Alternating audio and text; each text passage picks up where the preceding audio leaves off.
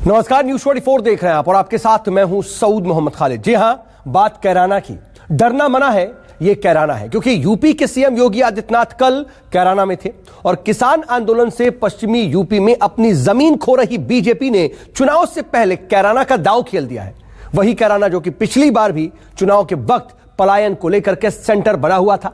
मुख्यमंत्री योगी आदित्यनाथ ने मुजफ्फरनगर और कैराना का जिक्र करते हुए विपक्षी दलों पर तुष्टीकरण का इल्जाम लगाया और पलायन पीड़ितों को मरहम लगा करके 2022 के लिए मंशा और मिशन दोनों जाहिर कर दिया।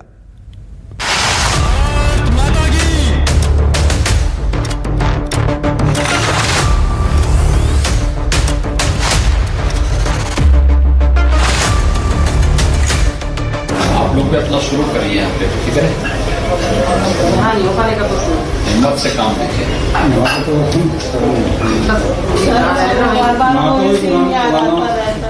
देखिए, पुरानी चीजों को, व्यक्ति को ठीक है नई दुखद होती है, लेकिन व्यवस्थाएं परिवर्तनशील है।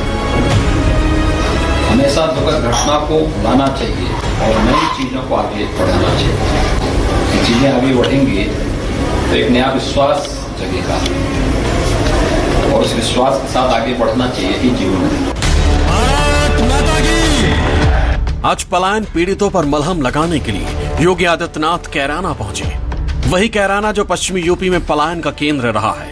यहां पहुंचकर सीएम योगी ने पलायन पीड़ितों को भरोसा दिलाया कि समय बदल चुका है। जो पलायन कराते थे वो आज पलायन करने के लिए मजबूर हैं। जाहिर है इस मलहम से मंशा और मिशन दोनों का टारगेट फिक्स है, 2022 की बादशाहत बरकरार रखना। कैराना कस्बे में यहाँ के व्यापारी और यहाँ के नागरिकों को पलायन करने के लिए मजबूर करने वाले अपराधी आपने विगत 4.5 वर्ष के अंदर देखा होगा, स्वयं पलायन करने के लिए मजबूर हो गए। किसी अपराधी और किसी माफिया की हैसियत नहीं कि वो सिर उठा करके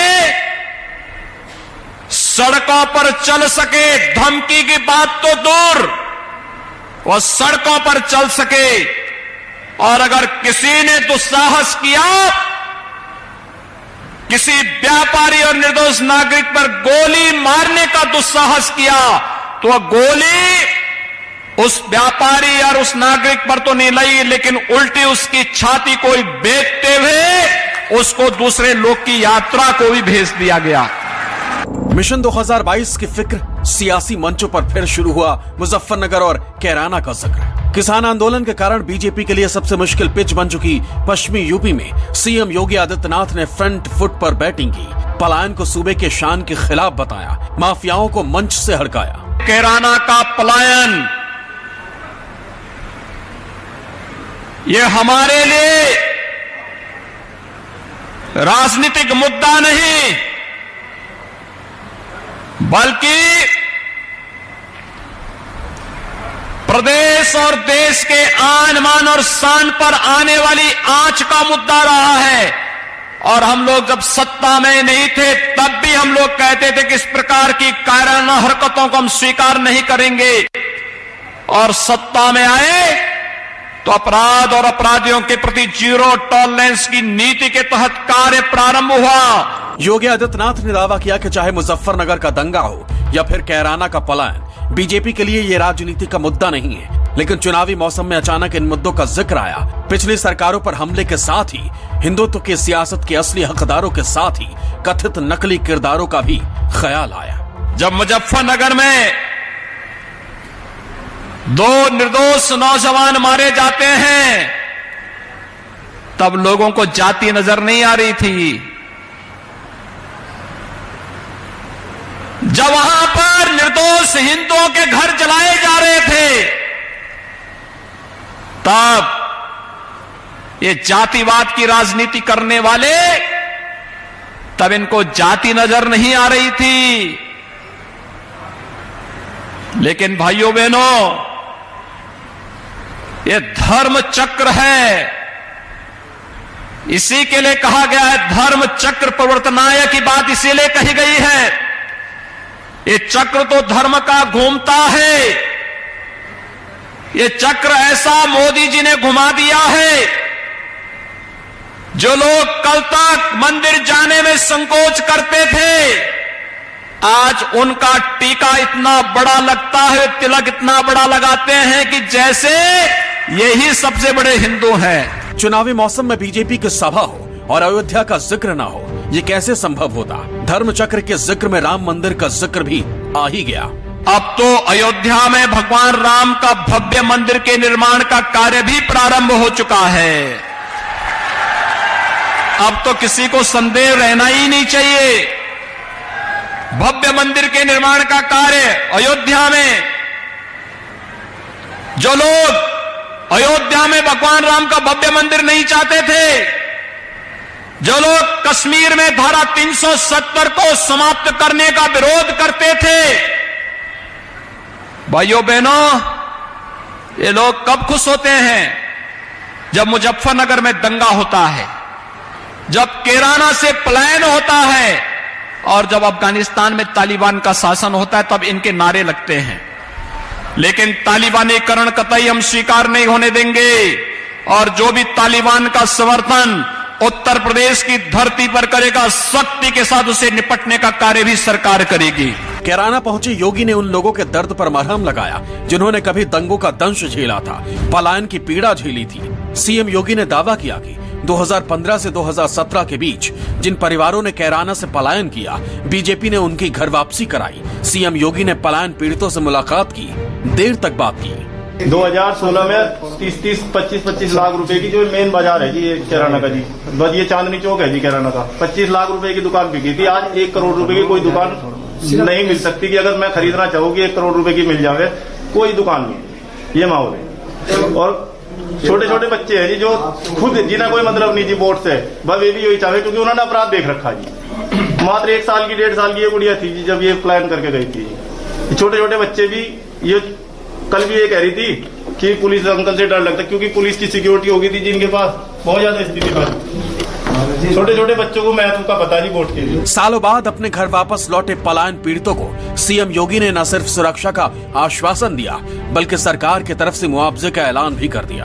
व्यापारियों के घरों में जनहानि और धनहानि उन आतताइयों ने की है, इस पर तो कार्रवाई कुछ पे हुई है। अगर इसके बाद भी कोई बचा है तो उसको भी छोड़ा नहीं जाना चाहिए।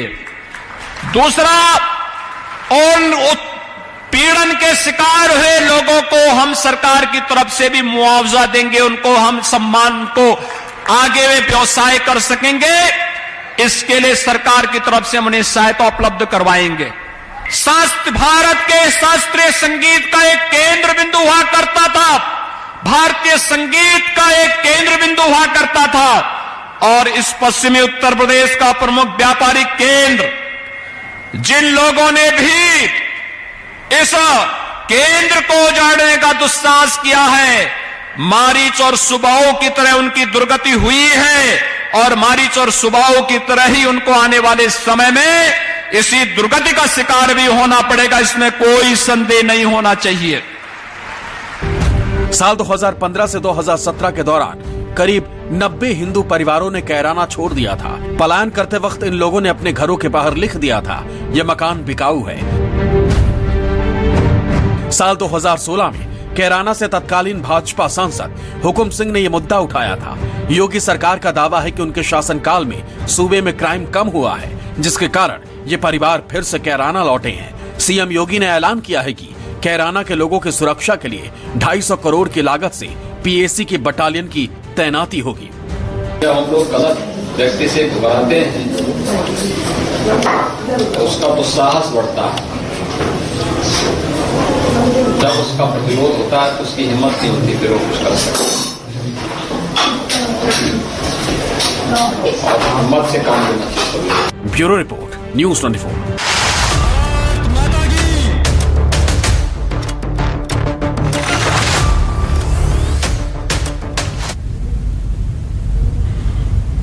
जी हाँ, साल बदला, हालात बदले और बदल गई लोगों की जिंदगी भी, और नए उत्तर प्रदेश के अध्याय का एक ऐसा पन्ना फिर से सुनहरे अक्षरों से भर गया जिसे कभी काली स्याह से कलंकित कर दिया गया था। हर पल हर एक सांस किसी ना किसी खौफ में जीने को मजबूर था कोई ना कोई। पता नहीं कब किस मोड़ पर वजूद उसका खत्म हो जाए, लेकिन आज यहाँ की सुबह होती है तो सूरज की नई किरणों के साथ जिंदगी में उम्मीदें भी हिलोले मारने लगती हैं। हम बात कर रहे हैं शामली जिले के कैराना की, जहां अब सिर्फ उदय होता है, अस्त कुछ नहीं होता।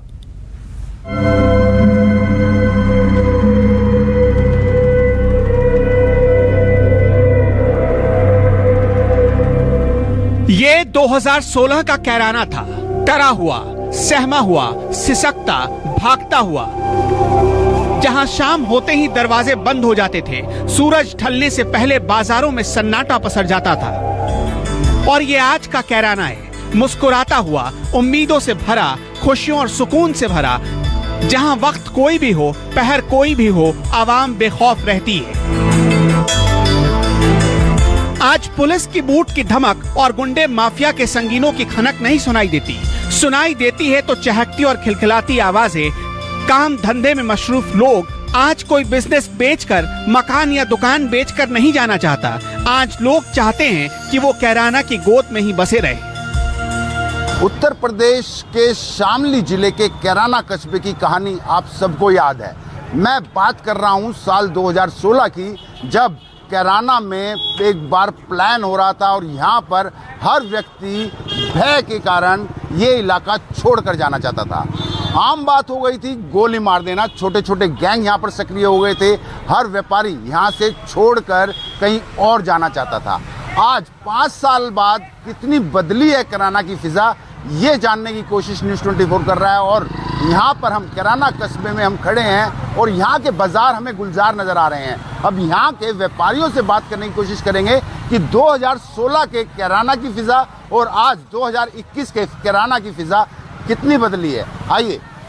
कैराना में सड़कों पर गाड़ियों के हॉर्न सुनाई दे रहे हैं। बाजारों में चहल पहल है। लोग अपने घरों की जरूरत के लिए खरीदारी कर रहे हैं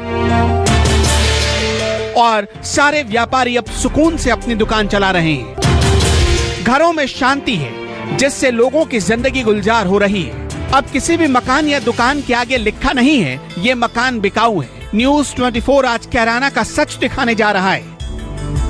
गुंडा सब जालिए जेल में, या तो उनको मौत के घाट उतार दिया गया या जेल चले गए। अब कोई दिक्कत नहीं, ना कोई बहन ना कोई कुछ है। सब काम बढ़िया आराम से हो रहा है। अब तो सुख शांति है, बदमाशों को ठिकाने लगाई दिए। अब व्यापारी अपने आप को सुरक्षित महसूस करता है। मैं आदित्यनाथ योगी ईश्वर की शपथ लेता हूं कि मैं विधि द्वारा स्थापित भारत के संविधान के प्रति सच्ची श्रद्धा और निष्ठा रखूंगा। कैराना को क्या पता था कि यही वो तारीख है जो उनकी जिंदगी के मनहूस अनुभवों को बदल कर रख देगी और उनकी जिंदगी को नर्क बनाने वाले या तो उत्तर प्रदेश छोड़ देंगे या फिर इस दुनिया को ही।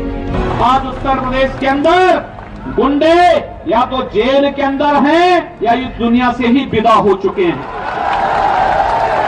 जो गुंडे सत्ता का दुरुपयोग करके गरीबों को प्रताड़ित करते थे, व्यापारियों को पीड़न करते थे, गुंडा टैक्स वसूली करते थे, वे गुंडे आज गुंडा टैक्स नहीं वसूली कर सकते।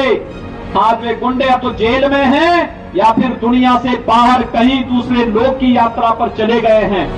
न्यूज़ 24 संवाददाता विनय सिंह कैराना की गलियों में गए। वहां के कस्बे और गांवों के हर उन घर की तलाशी की जो 2016 में दहशत की वजह से खाली हो गए थे। उस दहशत के निशान आज भी कुछ दीवारों पर जिंदा हैं। निरंजन 2016 में अपने मकान पर लिख कर गए थे, ये मकान बिकाऊ है। पूरा परिवार कैराना छोड़कर चला गया, लेकिन योगी सरकार आई, माहौल बदला और आज वो वापस लौट आए हैं। घर में सुकून के साथ रहते हैं। आज कोई भी गुंडागर्दी करने वाला नहीं है। कैराना कस्बे की उन गलियों में हूं मैं जहां पर जिन गलियों में हर मकान पर ये लिखा हुआ नजर आ रहा था कि ये मकान बिकाऊ है। मैं उसी गलिये में हूँ। 2016 में भी आया था। नकली राम मामन राम का ये मकान लिखा हुआ है और यहाँ पर भी, जो कि अब मिट चुका है, ये मकान बिकाऊ है या झगड़े का, जो भी यहाँ पर लिखा हुआ है समझ में नहीं आ रहा, लेकिन ये जरूर नकार रहा है यह मकान। यानी कि यहाँ पर भी लिखा हुआ था, लेकिन अब जो हालात हैं वो क्या है, मकान के मालिक जो हैं वो भी यहाँ पर बैठे हैं। क्या नाम है आपका? निरंजन है जी। निरंजन जी, एक चीज बताओ, 2016 में एक माहौल था यहाँ पर, हर जगह पे यहाँ पर जैसे लिखा हुआ है मकान बिकाऊ है। तो 2016 में क्या माहौल था और 2021 में क्या है? तो काफी माहौल बदल चुका सरकार, योगी सरकार में। अच्छा। अब तो सुख शांति है, बदमाशों को ठिकाने लगाई दिए। अच्छा जी। तो बदमाश 2016 में ज्यादा तंग करते थे? हाँ जी, जब तो थे ही। क्या क्या किया करते थे? मैं ये भी जो है फिरोती का हिसाब तो था ही, जो भी सीनियर समझे थे यहाँ जिसको भी जो है, जब तो भाग दौड़ हो ही रही थी पूरी। तो सबको ही मालूम है। अब तो सुख शांति है सर यहाँ। तो योगी जी ने कड़ा लगाम खींचा है। जिन गुंडों की वजह से लोगों को कैराना छोड़ना पड़ा, उनमें से ज्यादातर गुंडे मारे गए। आज कैराना में रात 10 बजे तक दुकानें खुली रहती हैं। लोग बेखौफ खरीदारी करते हैं, लेकिन 2016 में ऐसा नहीं था। हर तरफ गुंडागर्दी और रंगदारी के सिवाय कुछ भी नहीं मिलता था। शाम ढलने से पहले घरों के दरवाजे बंद हो जाते थे, दुकानों के शटर गिर जाते थे, बाजारों की रौनक घुप अंधेरे में कहीं खो जाती थी। ऐसे में लोगों के पास इस जगह को छोड़ने के अलावा कोई दूसरा विकल्प बचा ही नहीं था। संवाददाता विनय सिंह कैराना की एक दुकान पर पहुंचे। हार्डवेयर की दुकान करने वाले एक शख्स से उन्होंने बदले हालातों के बारे में बातचीत की। लोग खुद मानते हैं कि योगी के आने के बाद माहौल में जमीन आसमान का फर्क आया। तब के और अब के हालात में तो बड़ा परिवर्तन आ गया। एक सबसे बड़ी बात जो है वो मेंटेलिटी में जो डिफरेंस होता है ना, आदमी की सोच परिवर्तित होगी। पहले आदमी के मन के अंदर भय था, आज वो भय नहीं है। पहले बहुत ज्यादा गुंडागर्दी होती थी, इस टाइम अब कोई गुंडागर्दी नहीं है, कोई रंगदारी नहीं है। अच्छा। हाँ। नमस्कार, मैं हूं मानक गुप्ता। अगर आपको हमारा ये वीडियो पसंद आया हो तो इसे लाइक और शेयर जरूर करें, और हाँ, हमें सब्सक्राइब और फॉलो करना ना भूलें ताकि आप देश और दुनिया की कोई खबर मिस ना करें। तो जुड़े रहिए हमारे साथ और देखते रहिए न्यूज़ 24।